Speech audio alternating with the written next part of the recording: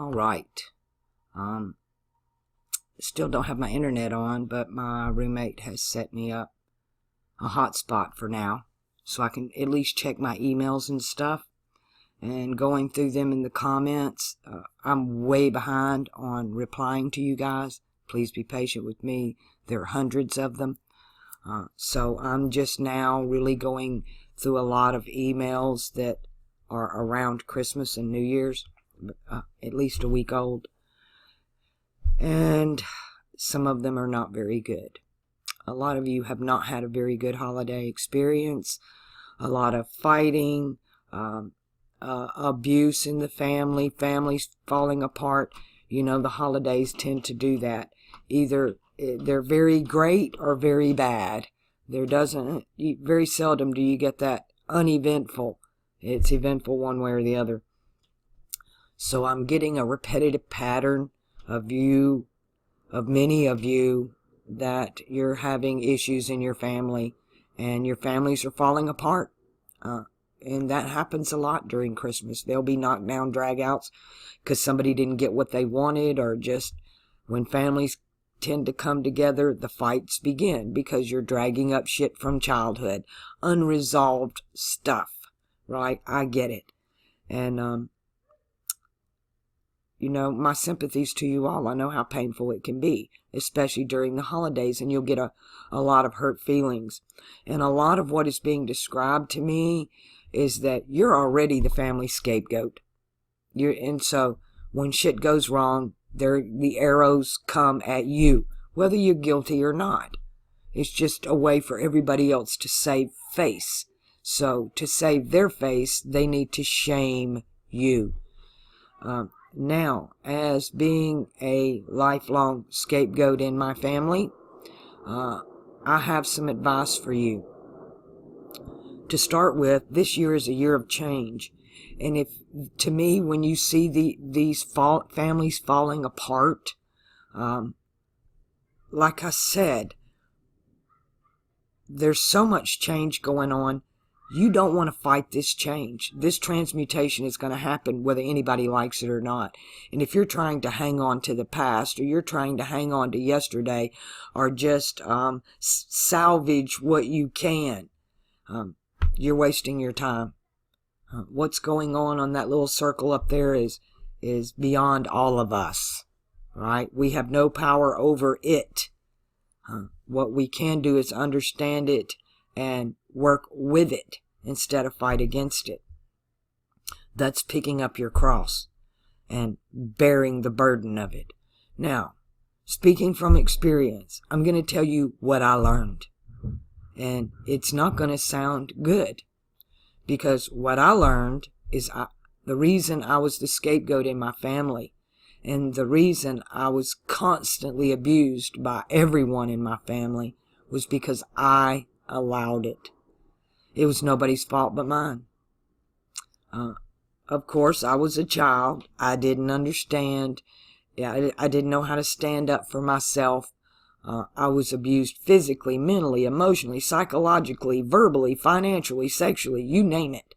Anything that could be thrown at me was thrown at me, and I didn't have an out. My out was, it was so bad that I was trying to run away or commit suicide just to get the hell out of there.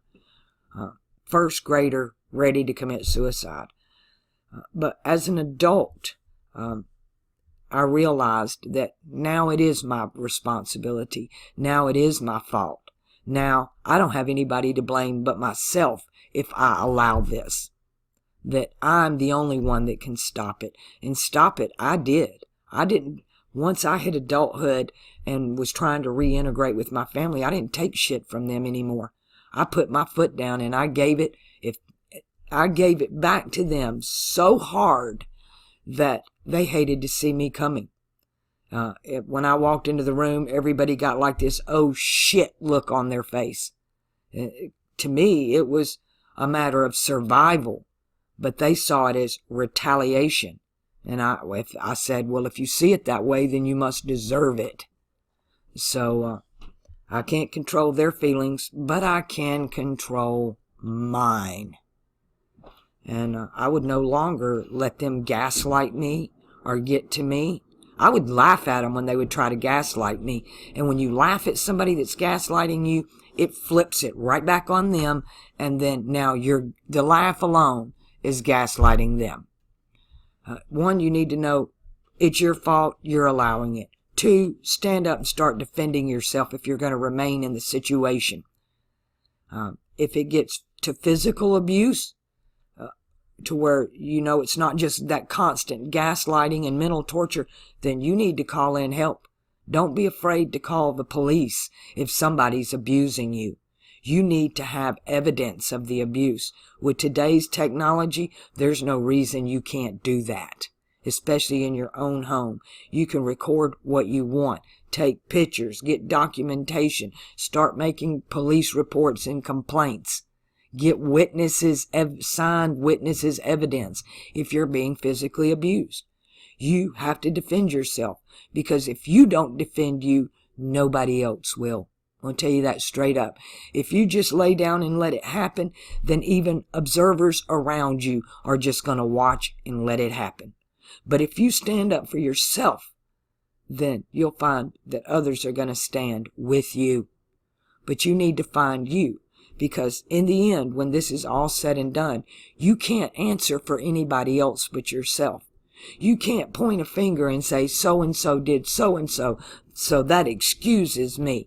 There are no excuses. Because when judgment comes down, it comes down as the law of equivalent exchange. Karma will have her day. You will reap what you sow, one way or the other. And it's going to be a lot harder on the narcissist in the end than the scapegoat. But I understand the misery that life is being the scapegoat. I get it. But again, especially if you're an adult on my channel and you're telling me this is happening to you in your house and you're not willing to at least stand up for yourself, even if you don't think you can get out. You can get out. You just walk away. You just walk away. I don't care if all you walk away is with the clothes on your back and your breath. It's worth it. Within a year, and it's going to take time for recovery. You're not just going to be able to jump back into society and function as a normal human being. One, if you're a scapegoat, you've never functioned in society as a normal human being. You're what I call a people pleaser. You have to learn to not, most of you are so afraid of confrontation. You go into these panic modes, and I get it. That's exactly what I did. Once, if somebody screamed at me or raised their voice, I shut down. I couldn't talk back. I couldn't defend myself. I couldn't handle somebody screaming at me. So I would just shut down. And just wait, shake, and wait for it to stop. All I wanted was for it to stop. And so I get it. But I'm here to tell you, if you'll take time and meditate, and you'll connect with your higher self, and you learn to control your emotional reactions, that's Mars. Mars is in his own house right now, but here in a few months, Mars is going to move into Capricorn. And when Mars moves into Capricorn, that's your best time for learning to control your emotions, because it's an extreme there. Mars is exalted there. So, and when a planet is in exaltation, it's at its most powerful. So you're most emotionally powerful there. That's self-emotion. Everybody's going to be that way, right? So it's a good time for you to stand up for you. And that's really what all of this is about. What I came to understand is I was reacting based on the physical body. It was my body's reaction to the noise being screamed at that I immediately shut down, go into the shaken or frozen statue mode, unable to respond, unable to defend myself, and to where it would just escalate and escalate. And as a child, I found if I tried to defend myself in any way, then I was escalated above, and the come down on me was even harder. So I didn't fight back anymore. I get it. You just avoid, do what you're told, keep your head down, and try to avoid as much bullying and abuse as possible. But as an adult, you need to leave. If you've got kids, you got to get them out of that situation. Because if the scapegoat leaves the family, then another family member becomes the scapegoat. Somebody else has to take that spot. And that's what happened in my family. I had 2 of my siblings come to me. The golden child came to me and realized I had been a scapegoat. And she was the golden child. But when I left, my brother became the golden child, and the golden child became the scapegoat. So keep that in mind. These roles are archetypes. Okay, you're dealing with archetypes. It helps to know your family's proper cross and birth dates and astrological signs, so you know how to deal with them. If you have to deal with them. My advice is you don't have to deal with them. You might be the same DNA group as the people in your family, but not all of you are from the same soul groups. Your astrological charts tell you what soul groups you are from, and there are many. Okay? You can be part of different groups. It's not just one groups. Where each of your planets are. My moon is conjunct my Venus in Aquarius. So I'm a soul group with people who have the moon or Venus in Aquarius. I'm part of that soul group. My main soul group, your sun sign. Your second main soul group, your moon sign. To me, your main soul group is your Saturn sign. Your Saturn and your Jupiters. And ironically, I have Saturn in Saturn's house and Jupiter in Jupiter's house, where they belong. Now, why am I talking about all of this other than just emails? Because I have waited. This happened last week. I'm fixing to talk about something that happened that I literally had to calm down before I could even deal with it. I went to check my mail, and I was approached at my mailbox. Let me get a drink for this one. Immediately, I felt stalked. I had somebody approach me at my mailbox, tap me on my shoulder. I turned around, and they said, "Levette." And I'm like, "Yeah? How do you know that? Who are you?" And the response was, "I am a subscriber to your YouTube channel." And I panicked.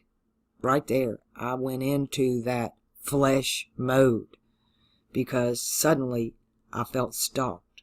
That somebody's watching my mailbox till I go to open it. And it freaked me out. I responded quite harshly. I became very defensive, very offensive, actually. I wasn't defensive. I went into offensive mode, and I shut this person down and put him in tears. But people, you can't just show up at somebody's mailbox. No email, no warning, no nothing. Just show up there. You can't take people off guard like that. Anyway, no harm, no foul. The person was just looking for some help. And I was able to help them. They too were a scapegoat who decided to leave and didn't have anywhere to go. So they showed up at my mailbox. When I asked why, no email, no warning of any kind, they said they didn't want to leave a trail where they could be followed because it was abusive. I understand. I do. this person is still here with me. I'm going to help this person. The abuse is bad. It got to the point of physical. This person didn't want to stay and fight. They chose to just walk away from it all and start over, which is really the best way to do it. To stay within the situation and think you're going to heal is not going to happen. It's not going to happen. You can never heal when somebody's constantly opening the wound on you every time you turn around. You need to discover who you are first. And so I'm seeing a pattern in the comments, in the emails, and then somebody at my mailbox. And you're all scapegoats. You're empaths. You're good people.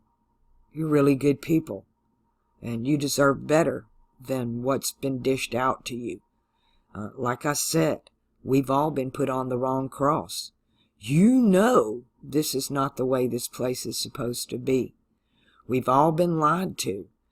There's a script in the heavens, but we're not playing the parts we were given to play. And inside, you have a deep knowing of this. You know this is wrong. You don't know how you know. You don't have any evidence that you know. But it's just a knowing. And the knowing is all about Aquarius. Aquarius is the age of knowing. You know that you know that you know. And when these knowings that you get, that's your higher self. That's when you're in contact with your higher self. Not your emotional, reactive self. When this person first approached me, my emotional reaction self went off. But as I began to calm down and I started observing the look on this person's face, they were in shock at my reaction. I was in shock at their presence and audacity to approach me from behind at my mailbox. A complete stranger. Never commented on my channel. Never dropped me an email. I didn't have a clue who they were. But like they said, they didn't want to leave a trail. And indeed, it is that bad. I done my homework on this person. I done the investigating.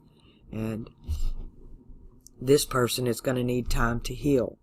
You know, in the past, when this happened to me, someone very kind offered me the time to heal. And I'm very, very, very thankful for that. When I first left, I just landed in the hands of another narcissistic micromanager. I jumped out of the fire right into the frying pan without knowing it. A covert narcissist at that. But my second roommate that got me out of there was very kind to me. Not manipulative at all. I really liked my living arrangement and my roommate in Stockton. But the problem there was he had emotional feelings for me that I could not return. It just wasn't there. I saw him more of a brother than a lover. And I'm beyond those types of relationships in my life. I'm not codependent. I have no need for a physical relationship with anybody. I'm whole. I'm finally whole. I've done the mama thing, the wife thing, the daughter thing, the career thing, the education thing. I'm whole. But I get it. A lot of people are not. You're still looking for your soulmate. I finally woke up and realized, hey, in my eyes, in my expectations, because I opened my third eye very young and I met my higher self, and nobody compares to that I'm never going to be happy in any relationship. It's not humanly possible to live up to my expectations of what I expect out of a mate.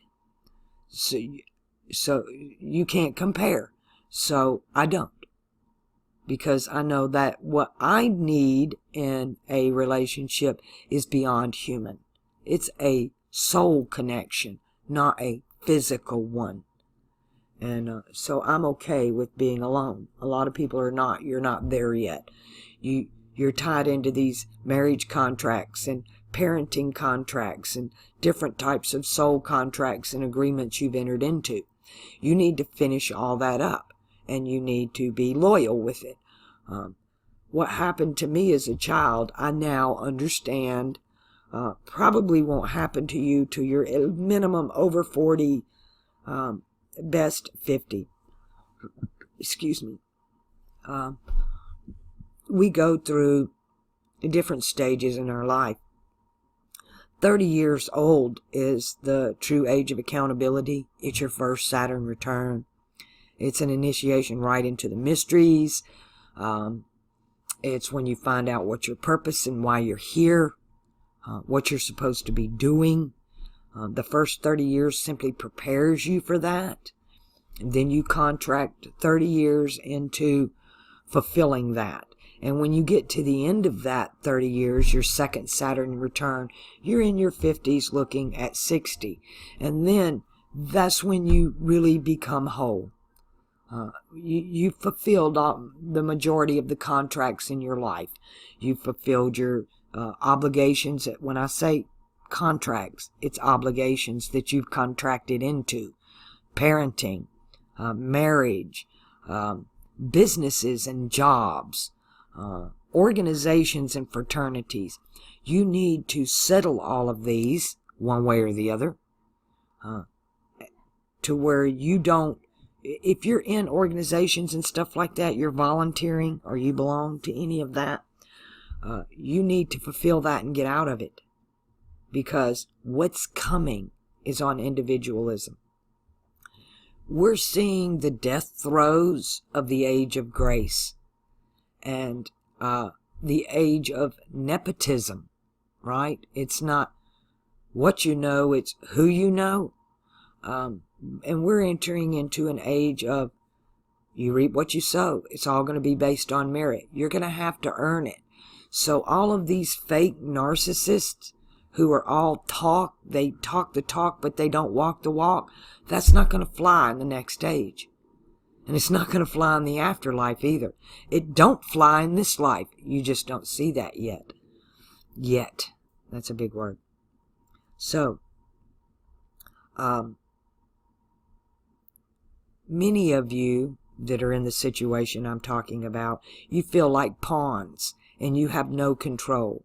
Well, I'm here to empower the pawn, because it is only the pawn that if you can make it to the other side of the chessboard, you can become any player on the board, except a king, because there's only one. But you can become the most powerful player on the board. And that's what you need to keep in mind. But you're never going to do that as the pawn. The pawn has to break away from the tribal mentality. That's another thing about Pisces, is Pisces is an age of group think. Hence, church, the gathering. Well, there's going to be one final gathering, and it's a soul group gathering.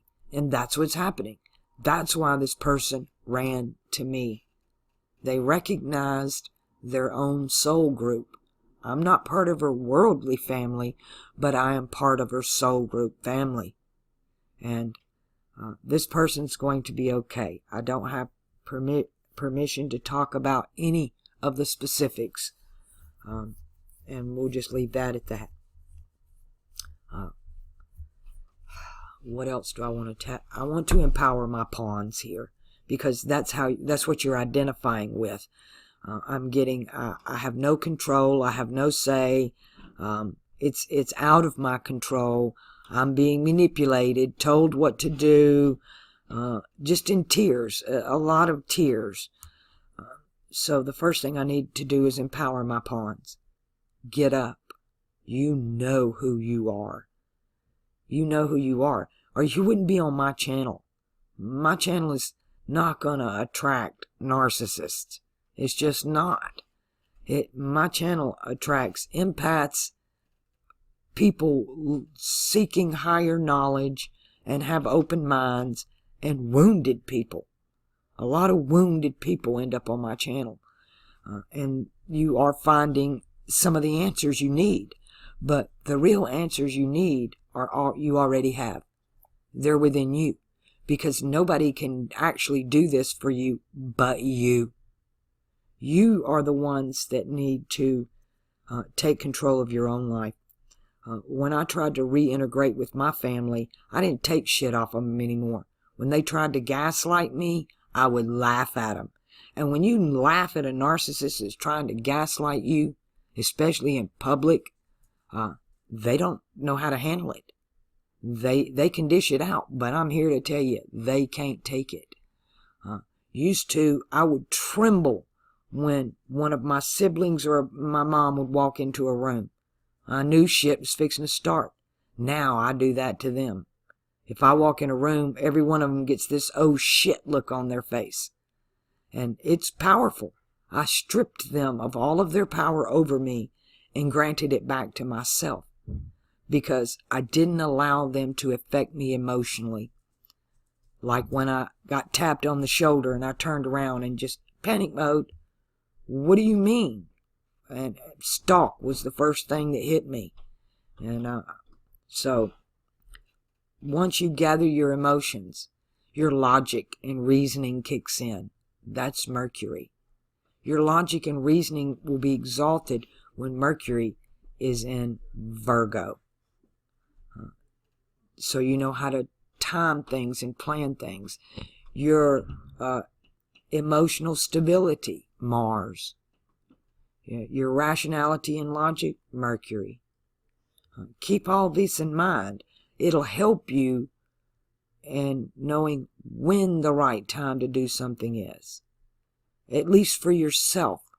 My advice, don't try to start controlling people around you. If you grew up in an abusive home, that don't make it okay. 9 times out of 10, if you grew up in an abusive home, then, and you're aware you didn't deserve the abuse, then it was put on you, you didn't deserve it, right? No karma from past lives. Then you're put there to break the cycle. The abuse occurred to you so you could witness it, observe it, intervene, and break the pattern in your family, in your DNA group. You came out of your soul group into a broken soul group to try to fix that group, to help that group. Now, me, I was unable to fix my group. I couldn't fix the group. The group ended up dispersing. Everybody went their own ways and just started dying off for different reasons. But I'm a happy person now. I'm happier than I've ever been in my life because I'm whole. I don't need a mate. I love having friends, even though I don't have a lot around me all the time. Right now I have more around me with Kelly, my new roommate, and then my new friend that's here that I'm going to help out get back on their feet. They need time to heal, and then they have enough going for them that they'll be able to do this on their own. Now, I've tried to help people before, but if you're not willing to help yourself, I can't do anything for you. You have to be willing to do this for yourself. I can point you in the direction, and I can help you with a roof over your head, but you're going to be responsible for self. And if you're just looking for a free ride, that's not going to happen with Levette. I'm not here to pamper you, wait on you, serve you, support you. I've been down that road, and it doesn't help me or the person you're trying to help. But if you're willing to help yourself, I'm going to stick up for you. Now, this person's willing to help themselves. They went out on a big limb, because, especially when I went into panic mode, because I could have easily just called the police on this person, and their whole lives would have been really destroyed then. But be careful. Don't do that to people. You're going to have to, if you have to get a different email account on a burner phone to send somebody an email, do that. But don't just walk up on somebody like that. But they knew they had to get out. Their life was on the line. This person was at the point of the next stop was the cemetery for somebody. So get out. And it hurts, and it's hard, and you're going to need time to heal. Everybody's going to need time to heal. So you're going to have to find somebody Or if you're not financially prepared to just take a chunk of cash, leave the state, and just go be quiet somewhere for a while and heal. And then a lot of times it's going to help if you have somebody you can talk to. Get into therapy. If you can't afford it, a lot of that is free. There are helplines you can call.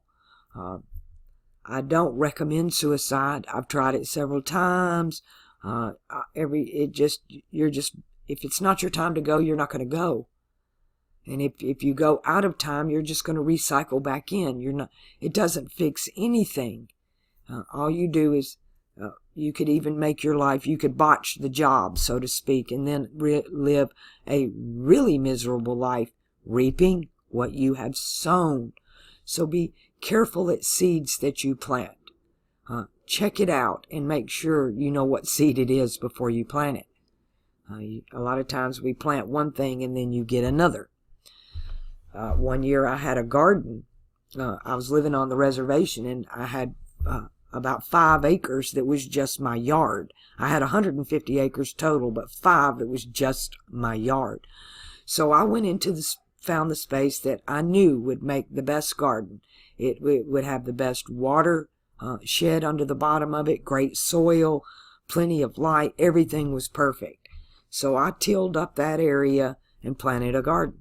And I had all kind of shit come up I never planted. I didn't plant cantaloupes and watermelons, but they were everywhere. And I realized, somebody else had been planting here previously. And when I tilled the dirt, those seeds started to sprout. And that's exactly what happened. You can just till the dirt, and new stuff's going to grow from seeds that were previously planted there. Did that make sense to you? Sometimes I try to talk in simplistic terms, but I think it's still going over your head at what I'm trying to convey.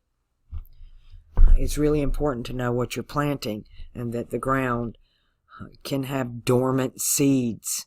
And a lot of those seeds may not be what you want to be. What if I tilled up something that grew that I was allergic to? See my point?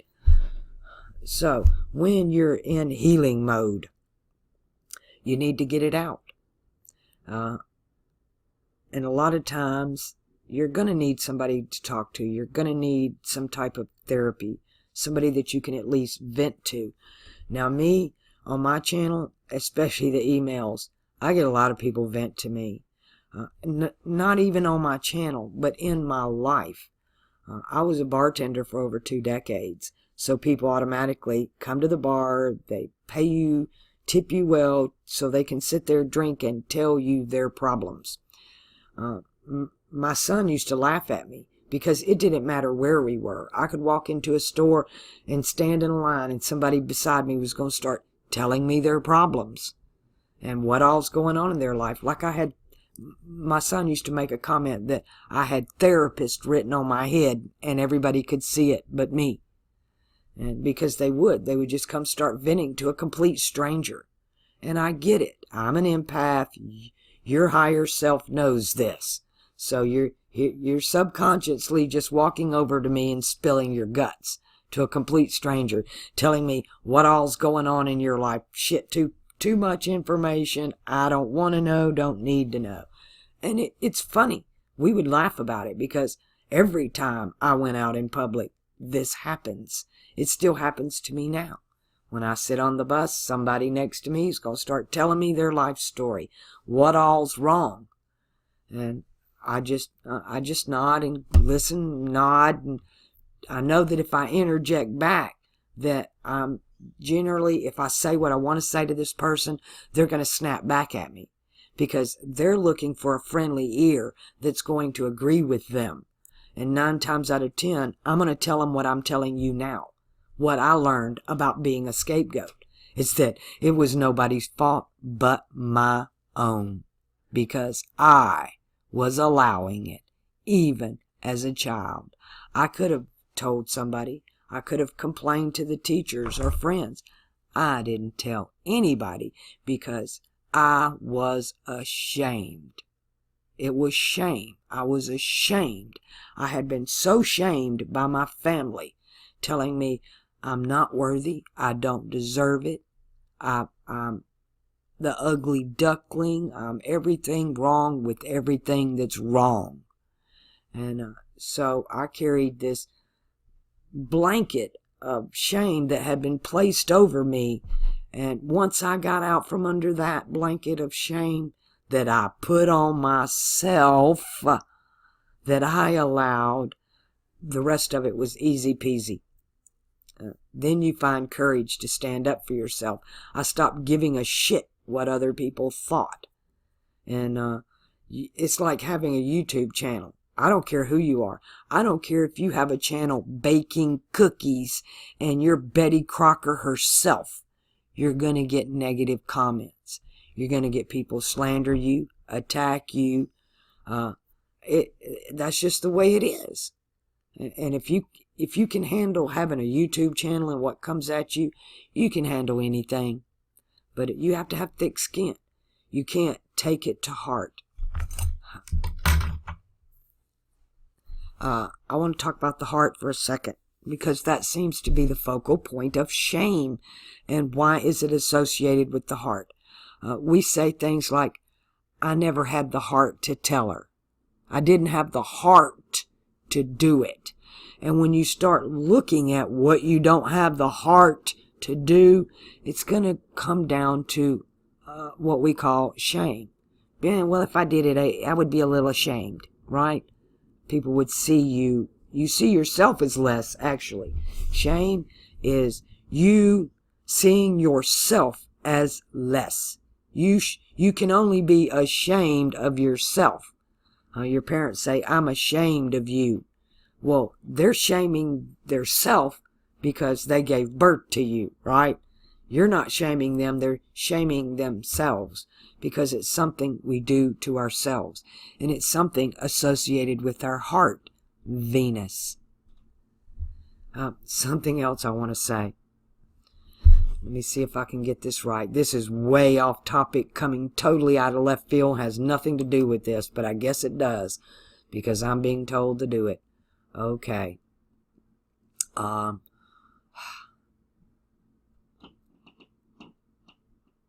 Let me get this right.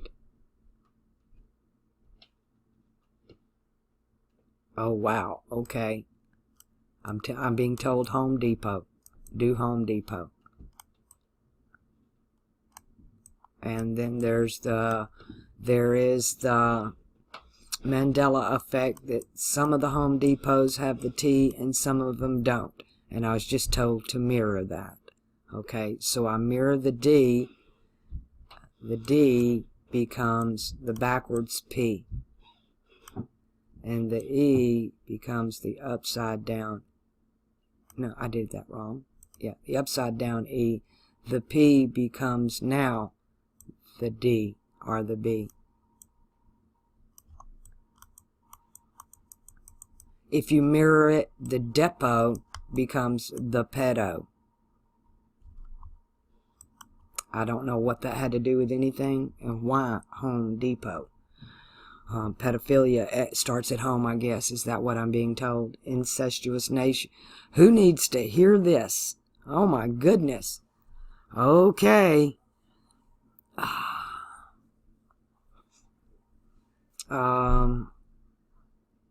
Wow. I don't even know how to explain this. This is coming out of left field. Abuse in the family, incestuous abuse in the family. That's what this is. That's what I'm getting here. Home Depot is the pedophilia at home by older siblings and parents. Somebody's going through this right now. Get out. Tell somebody. Call the police.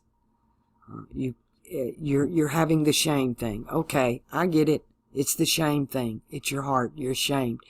You're too ashamed to tell somebody what's going on, and you can't stop it. They're not stopping.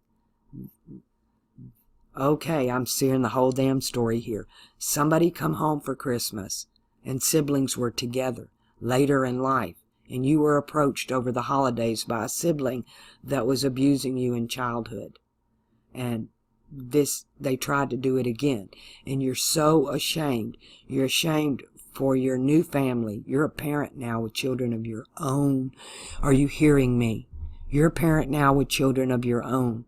You can't let this sibling around your children. If they're doing it to you, then they've probably done it to their own children. And if you don't put a stop to this, then you are at fault. Nobody can stop this for you but you, and you need to stop this no matter the cost to you. That's for somebody specifically. I don't know where that came from, but it's very clear now. There's no misinterpretation here. I'm seeing it, and I'm being shown the words all at the same time. That this is exactly what happened. Verbatim. You can drop me an email. Please don't put anything in the comments on that, whoever you are. There might be more than one of you, but it feels like one of you. And you're shamed, and your freaking heart is broken. And you were the scapegoat. And because you were the scapegoat, a sibling took advantage of you. I'm not getting a parent. I'm getting it's a sibling. An older sibling sexually abusing a younger sibling. And they thought they would, as an adult, somebody got drunk, somebody was on drugs or something. Inebriated is the word I'm getting. And that's either alcohol or narcotics. And tried to make you do it again as an adult. You haven't spoken about this in decades. It was just a dirty secret that was buried under the rug. Now they've brought it up, and you're fucking broken. Now you've put this out of your mind and learned to deal with it, and now you're having to go back and relive all of those nightmare memories have just started all over for you. And you don't know what to do. You're shaking, you're terrified, you're crying. It's literally making you nauseous. You're almost broken over it. And you're afraid to tell anybody out of shame to your heart. Bless your heart. I never had the heart to tell her. You better find your heart, and you better find it quick. And it's not about saving your own ass. Because if this person is still abusing other siblings or relatives or children, but I'm getting Home Depot, mirror it, and it says Home Pedo on the cross. That's what I'm getting. Wow, I didn't know this was going this way, but okay. It is what it is. I did what my higher self was pressuring me to do. That's what it feels like, pressure. You can't get the pictures of the words out of your head until you get it out your mouth. Till you do what you're told. But I take guidance from my higher self. It's the only one I trust. We're told to try the spirits to see if they be of God. And the proper translation is to see what God they be of. You have 7 chakras. And this word God, it should just be power, ruler. Their supreme being, supreme God is the circle. It's nature itself. But nature's divided into sections of earth, water, air, and fire, mutable, fixed, cardinal, solid, liquid, gas. Different states of matter. Sorry about that. I had to make a quick pause there. I barely just caught it. I was talking about the circle being the supreme being in the construct that we're in. Nature is the supreme being. Nature, it's the transmutation circle itself, is nature's transmutation circle. So it is nature that we deal with here. And what's been going on in this age is very unnatural and inhumane, because Peter's cross is completely upside down at this point. The crucifixion comes at the end, and Peter is crucified upside down. So everything's flipped on its axis. But to you people out there who had a bad holiday, this year's going to change everything. Everything. And my advice to you is, we in the physical world, opposites attract. That's why the empath attracts the narcissist, and the narcissist attracts the empath. But in the spiritual world, like attracts. So in the spiritual world, you're attracted to your spiritual soul group. In the physical world, you're attracted to your opposite of your DNA. And this is what you need to come to terms with. And you need to become whole for you. This year is a year of change, and nothing can stop it. And a lot of you are trying to hang on to dead, abusive relationships that should have been finished a long time ago. The abuse is occurring because this relationship was doomed from the beginning. It's time to get out and move on, if not for yourself, for your children, or others around you. Because a scapegoat does not. They think they suffer alone, but they don't. Because my siblings, even though they weren't scapegoated, once the scapegoat's gone, they start to see the mechanism and how it's working. And a dysfunctional family like that, a narcissist ruling a dysfunctional family, it's so hard to heal. It's so hard to heal. I was with a group of people, and the parent was a drug addict, pharmaceutical drugs, and nobody in the family was willing to acknowledge that.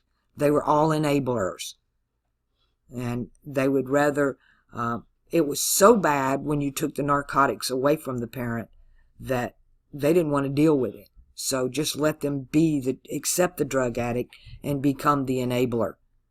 And very dysfunctional. It looks healthy on the outside, but when you get into the functioning mechanism of the family unit, it was just rotted. Micromanaging, lying, manipulating, deceptive, incredible. I was just blown away at the dysfunctionality. But on the surface, it appeared that in the narcissist's eyes, everything was normal. Everything was just a bed of roses. And they live blindly in these worlds. You have to do for yourself. One, I don't believe we can change narcissists. I've never met one that did. Not one. It's like somebody addicted to opiates. I've never met anybody that got off of opiates that didn't end up right back on them. Ever. Not one. Not one. And I have had friends that had addictions that got over them, but not the opiate addiction, other addictions. Alcohol is another bad one to get over. Cigarettes, that's with my hard addiction to fight off.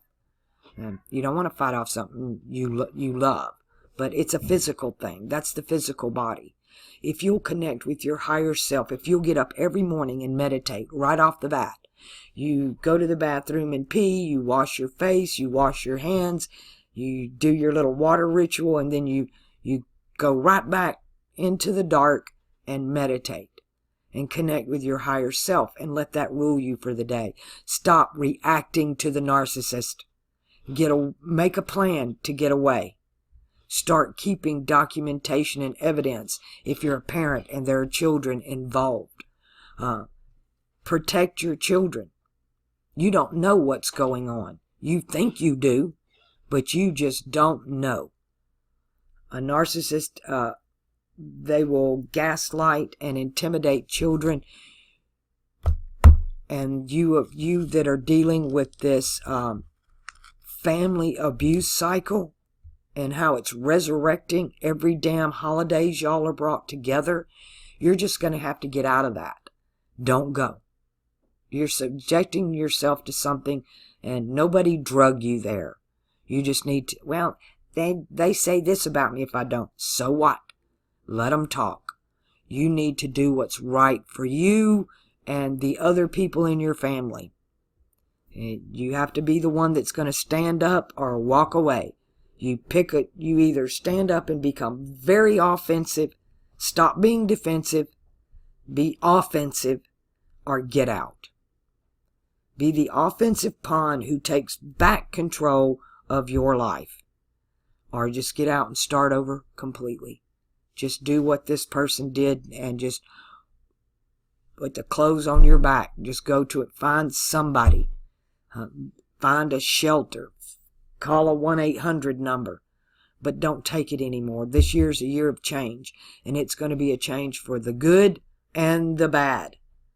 And you need to decide what it is you want and need for your life. Stop letting other people dictate to you. Because in the end, like I've told you, well, so-and-so said this is why I did that. Nope, no excuse. No. Karma, the law of equivalent exchange, does not work that way. And that is the judgment you will face upon death. You might find grace and mercy in this lifetime, but you are not going to find that on your death. If you deserve grace and mercy, then that's what you'll get. But you're going to get exactly what you deserved.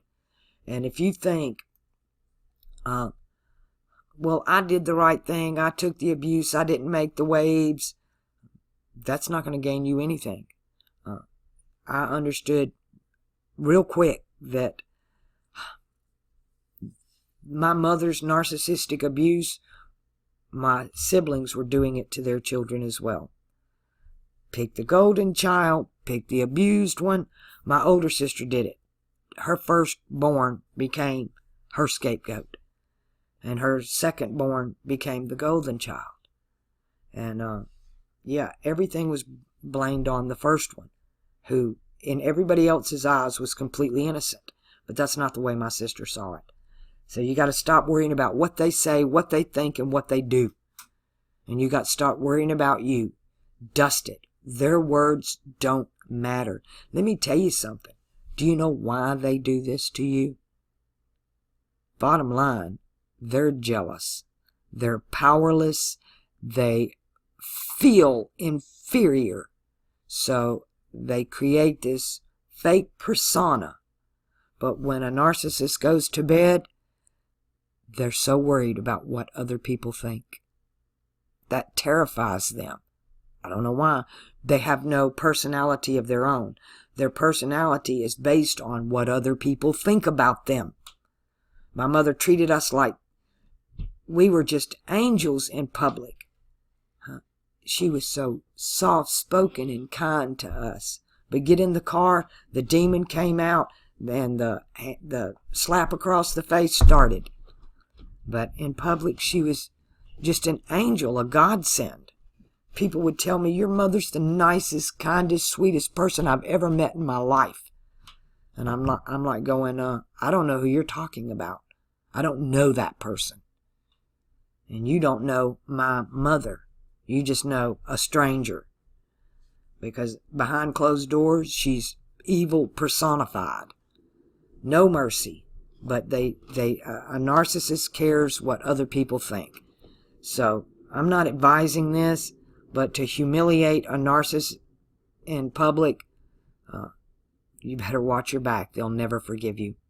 They'll never forgive you. And they'll make it their personal vendetta. So think twice about something like that. Now, I do it to my siblings. They done it to me growing up. When they would try to gaslight me, I would laugh at them, turn it around on them, and humiliate them in public. Eventually, they stopped doing it because it was getting them nowhere. I was turning it around on them, making them look like the idiot. I just tell them, we're not kids anymore. That don't work on me. And you have to empower yourself, because you're the one that disempowered yourself. They just laid the groundwork. That's what I learned, is that I was a scapegoat because I allowed it. And people will try to control you as long as you allow them to. And you have to stand up for you. That if you don't defend you, nobody else is going to defend you. And if you don't reach out for help, don't expect people to read your mind and just come offer it to you. You're going to have to reach out. The person with me now took a big chance on doing what they did, and it could have went really bad. But after calming down and realizing what was going on and seeing the look on this person's face and allowing my higher self-empathic abilities to connect with them instead of my carnal self freak-out panic moment.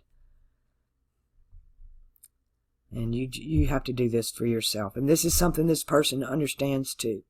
A lot of what I'm telling you now, I've told this person, and they agree that it's their responsibility, but they all also understand everybody needs a helping hand. Now, I can't help everybody. I can't. It's hard for me to help me sometimes. I need you guys' help to help me, and I don't mind. You scratch my back, I scratch yours. I ain't got a problem with that. But if it's in my means and you ask me, I'm going to do it. I'm going to help you. But I have helped people that I had to not do for myself because their needs were more than mine. And that wasn't fair to me or that other person. I don't call out names. That's not necessary. But I learned real quick that I'm only willing to help those who are willing to help themselves. Because if you haven't reached that point yet, then there's nothing I can do for you. There's nothing anybody can do for you until you are willing to take responsibility for your part of the problem. And your part of the problem, if you're the scapegoat, is you have allowed this. And that's the first thing you need to acknowledge to re-empower yourself, is you gave your power away. They didn't take it. You laid it down. It's time to pick it up, empower the pawn inside of you, and go become whatever player on the board you choose to be. All you got to do is make it to the other side.